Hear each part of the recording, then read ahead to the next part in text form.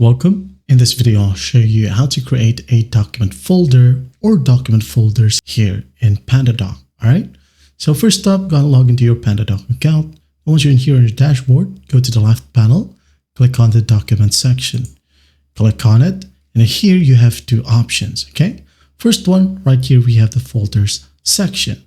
Click on the plus sign. Now go ahead and name a folder. For example, completed documents. All right. Hit on create. And once done, here you have your folder. When you click on it, now you can go ahead and create a new document from here.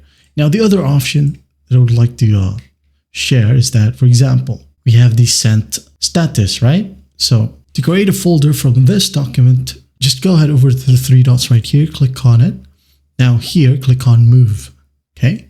And here at the top right, we have the create new folder button. Just click on it. Now maybe I'm going to name it sent, okay? Hit on create. Now click on sent, move here.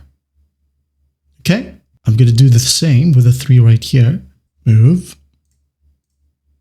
move, move, move, like so. Okay, do the same for the completed documents.